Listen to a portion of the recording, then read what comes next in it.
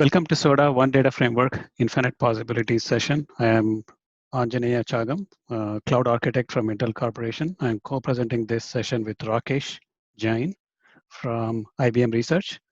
I'm going to cover, I will give you the overview of the SODA community, the governance model and all that stuff. And Rakesh is going to cover the architecture and the use cases and follow that up with the demo. Brief background on the SODA Foundation. Can we go to the next one, Rakesh? Okay, a little bit of history on the SODA Foundation. So back in 2016, storage vendors, Intel, Vodafone, got together, started OpenSDS project under Linux Foundation, primarily focusing on the storage integration scope, storage control plane integration specifically. Now, what happened was over the course of last 4 years or so, we have actually looked at, there are evolving workloads that actually showed up. Things like artificial intelligence, AI, machine learning, deep learning type of workloads, edge, IoT, big data type of workloads. And we looked at the best way to, and they're all anchored towards storage type of, activity and operations. So we looked at the best way to actually take the OpenSDS initial focus, which is storage control plane, integrating different storage backends into expanding that into more of a data-centric type of workloads and create one unified, focus. That's really the genesis of SODA Foundation, which is part of the Linux Foundation project. Go to the next slide.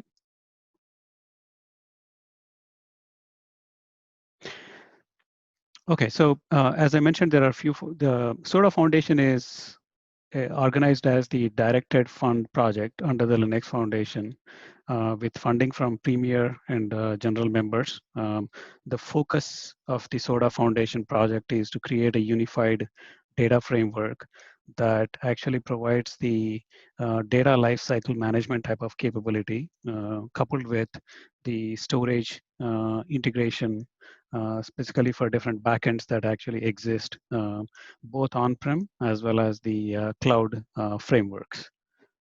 Next slide.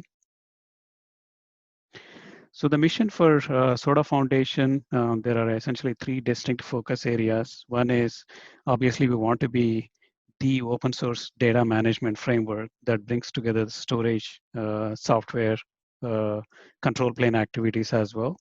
In this data-centric, workload environment where we see lots of different implementations out there, we are looking at SODA as a way to deliver a data management framework that consolidates all the storage control plane type of operations and backend integration as well.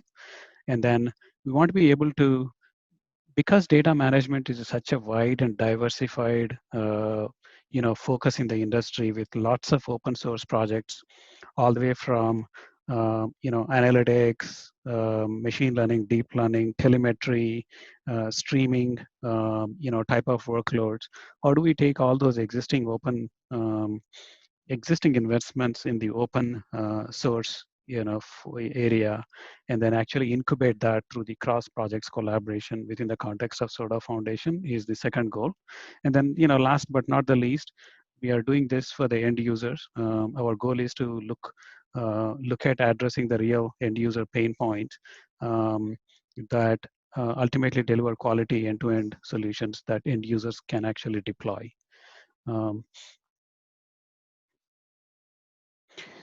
So if you look at the rationale behind on why we need data management framework, if you, at the bottom, you see different storage backends. The storage could be on the edge, it could be on-prem, or it could be cloud. There is a need to actually consolidate and create a unified, the control plane that actually creates a very seamless integration among all the different storage deployment architectures out there. And then in the middle, the data management, frameworks are fairly fragmented. There are lots of different open source implementations out there that actually solve point solutions. So the goal is, how do we take all the existing point solutions that are actually, telemetry, automated tiering, data migration, ingestion, all the data lifecycle management aspects that exist today in the open source, projects. How do we bring them together to collectively manage the data lifecycle management through one unified framework? Um, and that essentially brings in different, types of deployment models out there, edge, cloud, cloud native frameworks, and so on, and then help support the existing emerging workloads that are gaining a lot of traction in the industry, things like machine learning, deep learning, big data, internet of things. All those workloads do require a consolidated data management type of a platform, without actually reinventing the wheel for each one of these workloads. That's really what we are trying to address in this fragmented landscape. Next one. So SODA is essentially a framework. It's a data management framework, single data management framework specifically, that stitches together different storage, instantiations in the bottom, the cloud, on-prem, edge. We should be able to actually manage them very seamlessly.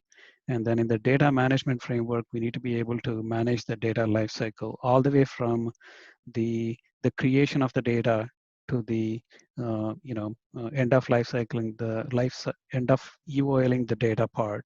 How do you manage the entire life cycle management of the data through one unified framework, and then address and support all kinds of different workloads, all the way from very diversified set of workloads, right? Online analytics, um, the Internet of Things and edge type of use cases. That's really the intent of uh, address through the unified framework that's being targeted as part of the SODA Foundation. Next slide. Now, if you look at the SODA framework, the focus of the SODA framework is essentially we want to be able to have a seamless interoperability among the storage backends, and at the same case, in a similar fashion at the top, we want to be able to do the seamless interoperability irrespective of where the storage workloads are running, whether it is running in the edge, whether it is running in the core data center, or whether it is actually running in the on-prem private cloud, or it is running in the cloud, different types of cloud instantiations. We should be able to, adapt to different deployment models that are actually consuming the storage and data services, and stitching together all the integration through the data management platform.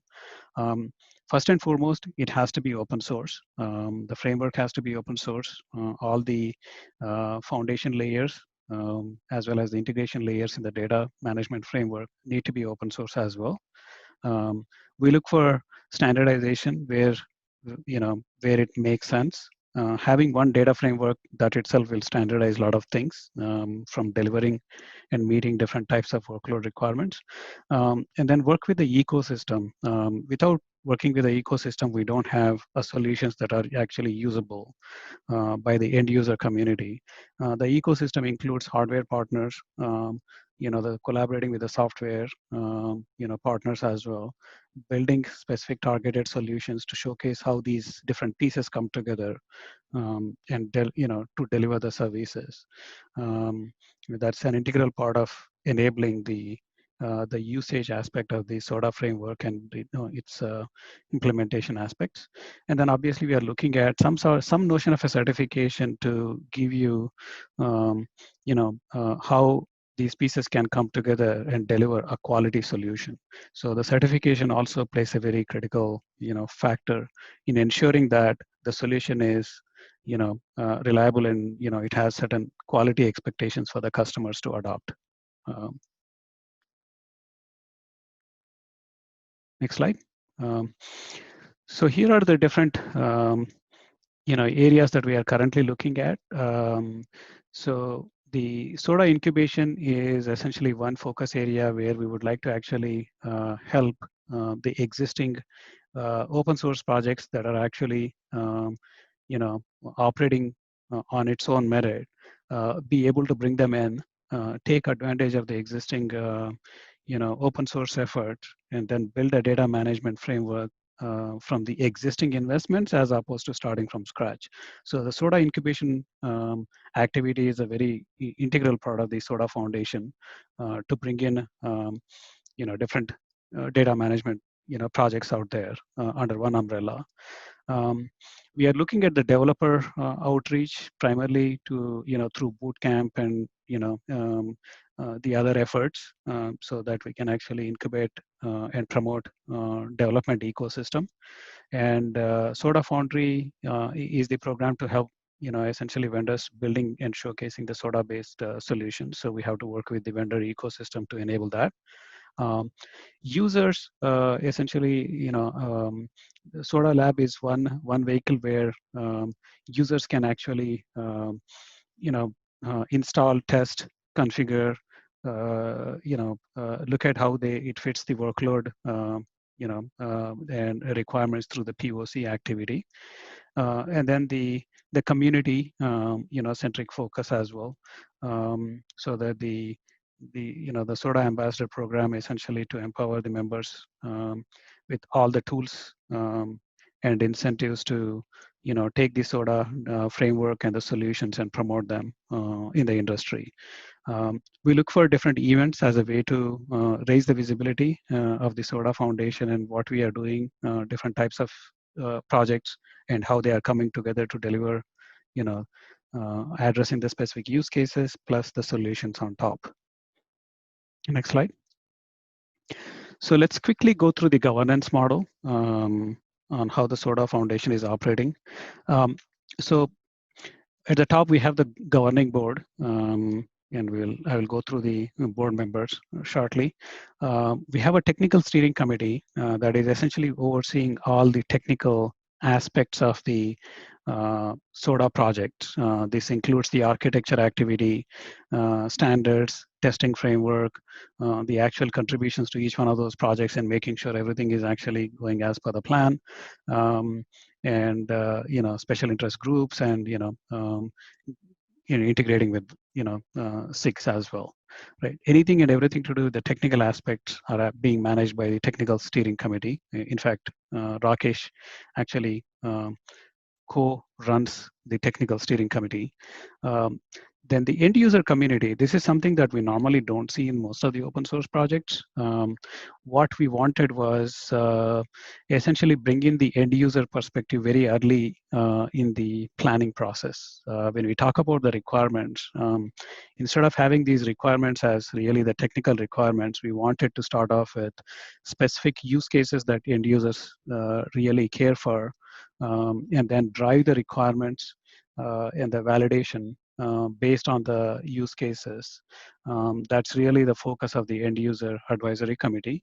They bring in the use cases, prioritization, and obviously the testing, and then ongoing feedback once the feature set is implemented.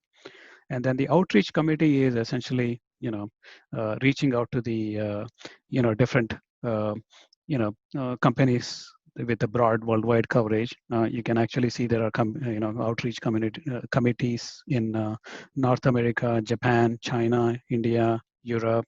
The goal is to essentially reach out to the broader development, user, vendor ecosystem in different parts of the world to really make sure that the Soda investments are actually being taken advantage of, right?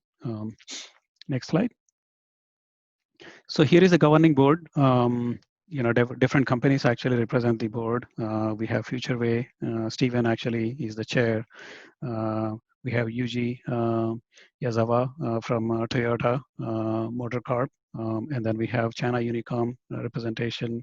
Rakesh and myself also sit in the board.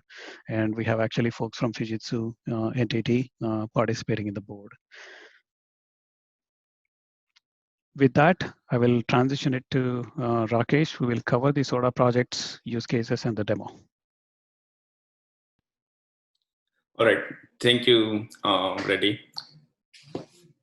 All right, so myself, Rakesh Jain, I work for IBM Research, and I'm part of the SODA Foundation Governing Board as well as Technical Oversight Committee. So today we'll talk about the projects, SODA projects, what they are basically, right? So if you look at this architecture diagram, there are different pieces in the middle, and this basically all make up the SODA SS software deliverable platform. So what it means basically is that SODA Foundation is not just a combination of projects, independent projects, but rather it is something you can actually install and use. So to that aspect, there are different pieces. In the middle, you see here data store, data protection, data governance, analytics. These are all basically the projects. Now, there are certain core things which make up the base SODA when you install it. And then there are other things which are related to data management, but may not have initiated by SODA project itself or SODA Foundation itself. For example, there is like a project called YIG, YIG. So that is something which is started outside of SODA, has its own life cycle and development cycle, and it actually integrates well with SODA. So that kind of thing is basically an external project. So this actually explains more here. So the core projects, as I mentioned, are the ones which make up the SODA as an installable open source offering. And then there are native projects or member projects, which are actually donated to SODA Foundation and are integrated or can integrate with SODA Foundation project. Now, that's the reason it is called Foundation, right? Because there are multiple open source projects which make up this big foundation. And as I mentioned, YIG is one project which has been incubated in SODA Foundation. And there are more which are inline. Actually, there are 4 or 5 currently inline for incubation. So basically, it's the governing board and the technical oversight committee. They actually look at these projects and decide whether they align with the SODA ecosystem or not, and if they do, whether they should actually become part of the foundation. So that's basically the goal here. Yeah, so the bigger thing, I'll go into the use cases. There are certain use cases, there are many use cases. I will go over a few use cases here for how you want to use SODA. And as already mentioned, we have something called End User Advisory Committee. This is the committee which actually consists of real end users who actually come with their requirements, with their proposals. And that is how we prioritize our work in SODA projects. So this particular use case is for cloud native storage. And this is actually coming from a bunch of companies, Vodafone, KPN, Yahoo, Japan, and China Construction Bank. So this basically, the requirement here is that we need a cloud native storage mechanism. Of course, there are different drivers available, but we need a unified ecosystem. And just want to mention here, SODA is not just cloud native. Soda can do the traditional storage for virtual machines as well as bare metals as well. So with that in mind, actually, if you look at this picture, so you have the Soda project here, or yeah, the core Soda with its dashboard here. And then it does support multiple different mechanisms, what we call as the southbound interface to the various heterogeneous storage systems. And then on the left side, we have the CSI plugin. So basically, when you create a persistent volume in Kubernetes with Soda CSI, it actually has the profile and all set up, using which you can create the storage class, and then accordingly it will create the volume in the backend storage system. On top of that, there's something called Soda MultiCloud. So that comes when you install Soda. So what we can actually do in this case, just for this particular use case, I'm giving an example that you create the volume using Soda CSI, and you can take a snapshot and for that volume in the cloud, in any of the supported clouds here. 4 of them we support today. And then, as I mentioned, it's not just cloud native. So we have support for OpenStack, VMware as well. And that is what we call the node-bound plugin. On top of that, it all comes with the intelligence, automation, telemetry, everything which is part of the Soda. So basically, once you have the Soda in your environment, you get a bunch of things, not just a CSI driver to install to create the persistent volumes. All right, so that's all I mentioned. Okay, another use case here. Now, Soda is not just for storage management. We can do actually the data lifecycle part as well. This is important because, as the name suggests, Soda, S is wildcard, ODA is actually open data autonomy. So we started Soda initially as OpenSDS, as Reddy mentioned.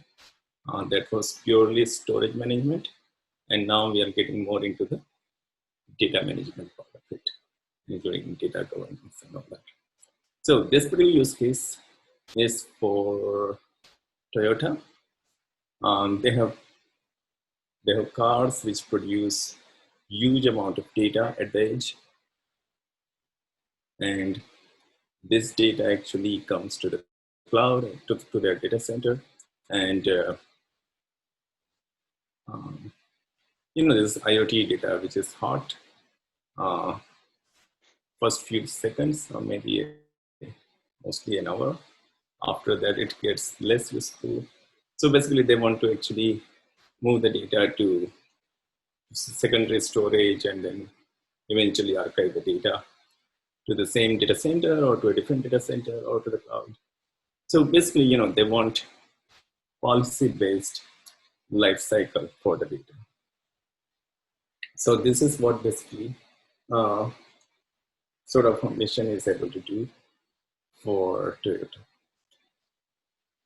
Another use case here is for China Unicom. This is actually creating a data lake. So China Unicom is actually the company which donated a YIG project to Soda Foundation. So this is kind of a integration of Soda with YIG. And here basically what we are doing is that creating a global namespace. for all your objects, including, so this enables hybrid cloud kind of scenario. So you have safe clusters locally on your local data center. And this is what YIG provides. And then you have extensibility of that in the cloud, in the multi-cloud. So that's another project actually in progress.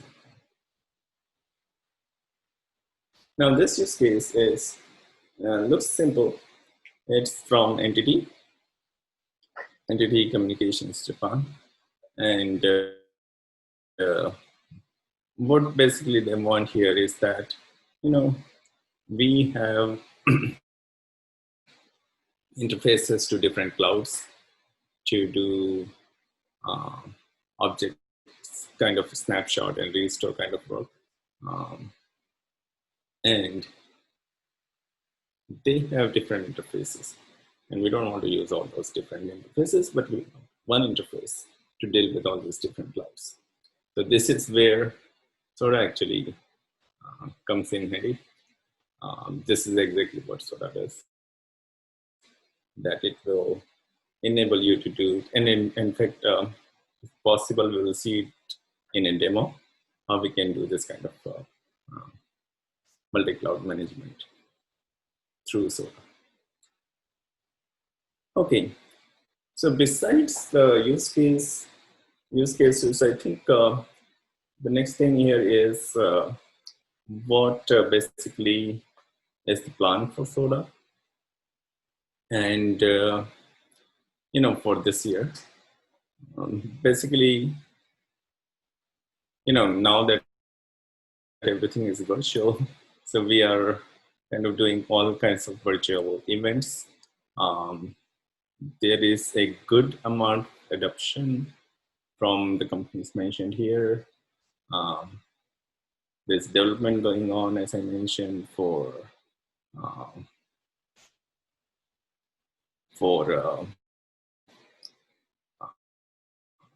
the multi-cloud, hybrid cloud scenario, as well as many other things, including the edge part of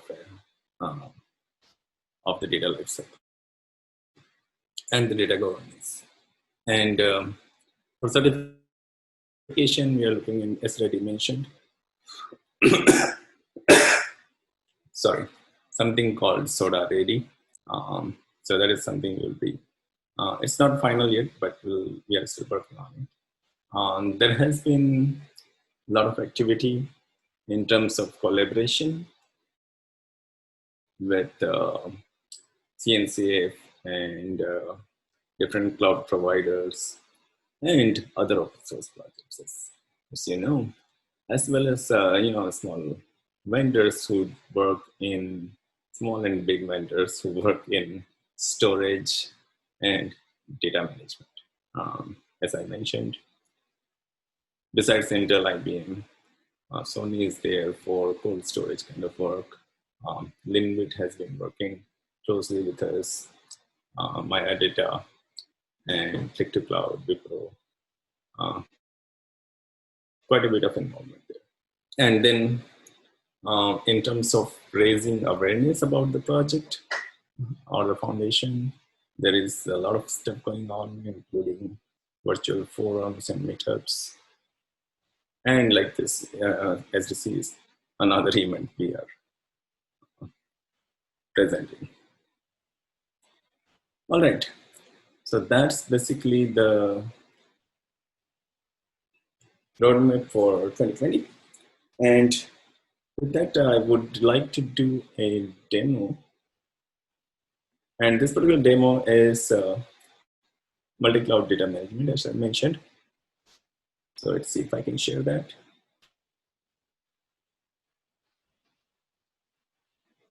All right, so I hope you can see this.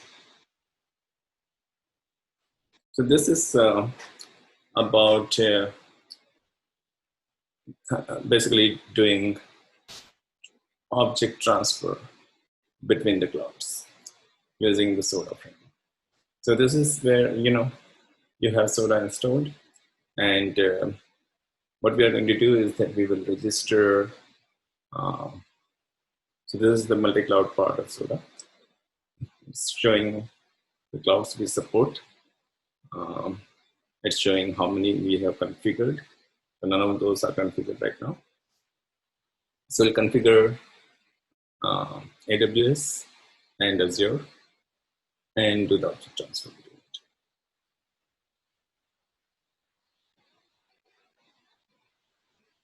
Okay. So register the backend. In this case, we are doing AWS.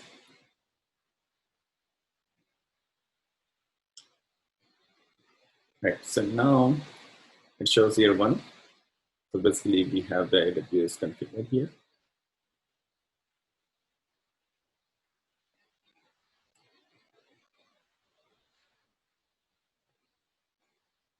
Let's add another one.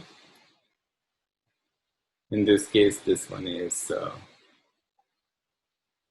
Azure.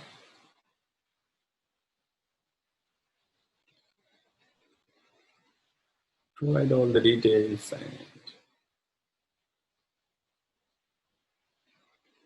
okay, so under Azure, you have one now. So now what we are doing here is that we're creating the bucket for the object store, and we'll do it for both AWS and Azure. So this one is for AWS.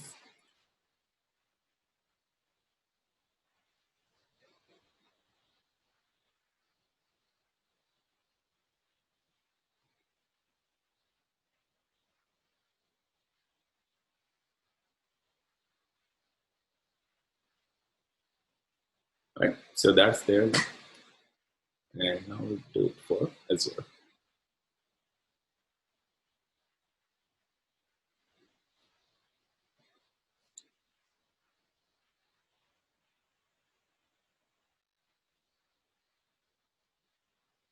Right, so we have both there.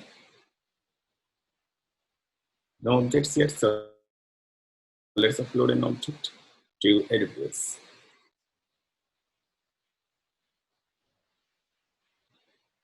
All right, so that object is available now.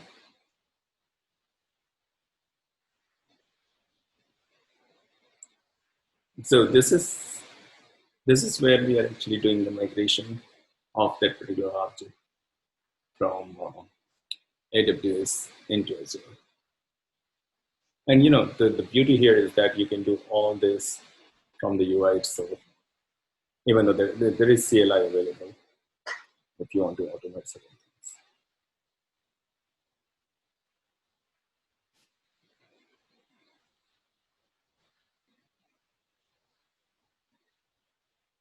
Right.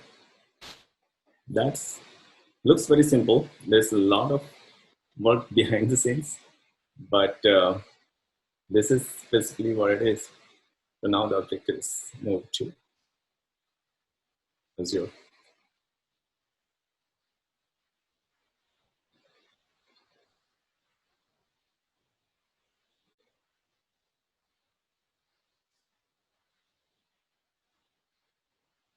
So uploaded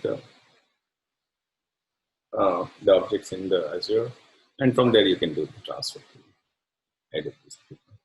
So that's one demo. I'm hoping we can do another demo for you. So let's see.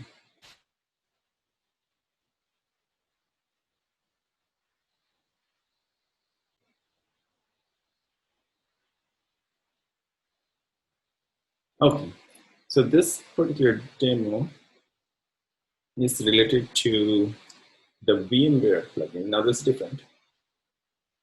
So basically, as I mentioned, we have northbound plugins, and one of them, very, very new, is the VMware plugin, where you can actually register Soda as a provider, storage provider.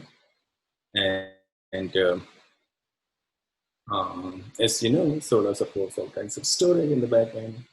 So all you have to do is deal with Soda at the VMware level, not rather storage directly.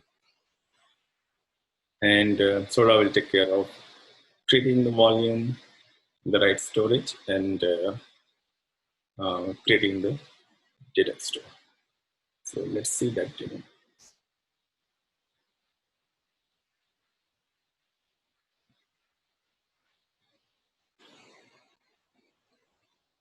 Okay, so this is vCenter, and we have the Soda plugin installed in here.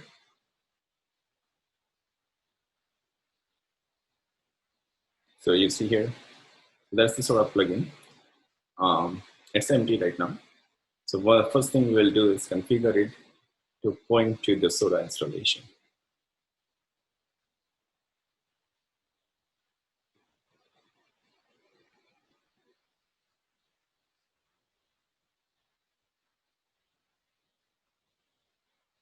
So provide the IP address and port for Soda.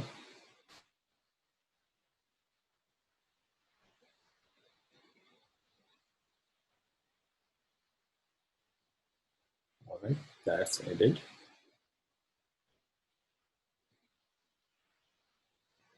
And available.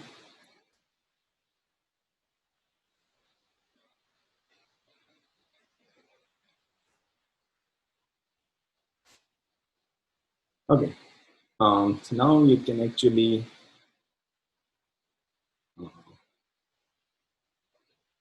use that plugin to create the data store.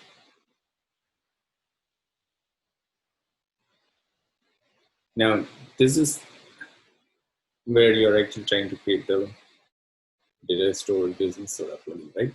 So here you are actually, once you go into that Soda plugin, it will list all the different storage systems registered in Soda, and we have only one here right now.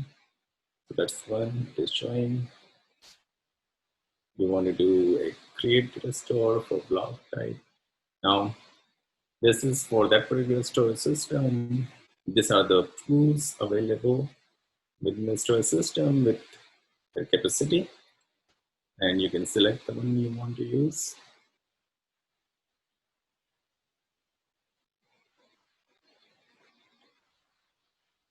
Maybe, yeah, let's pick the first one.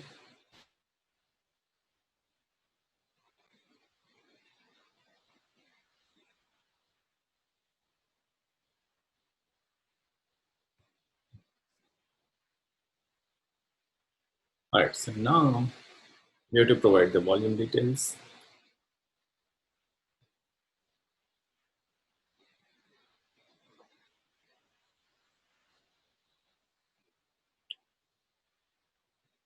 And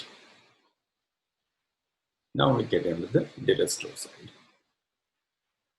So nothing is created yet, but this is getting all the requirements. And basically it's done. So now we have the new data store with the right size.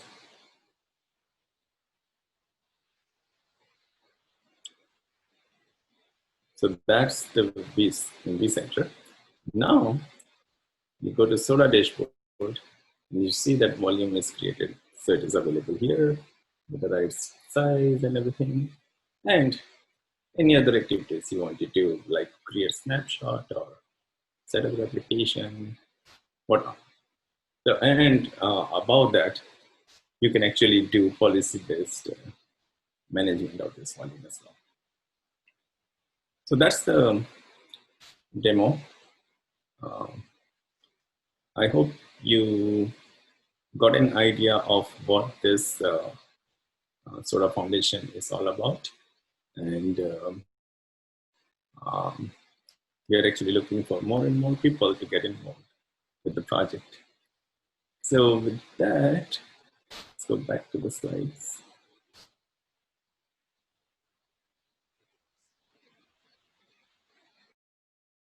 All right, yeah, so that's it. basically, the Soda Foundation mission is to foster an ecosystem of open source data management and storage software for data autonomy. And we want to offer a neutral platform for cross-project collaboration and want to provide quality end-to-end solutions. That's the mission. I think with that, we will end. Thank you so much for listening to this. Just want to show one thing. This is where the last physical conference we had in China, where the Soda Foundation was launched. But after that, we are doing everything virtual, just to give an idea of how the physical ones used to look like. That's all. Thank you so much.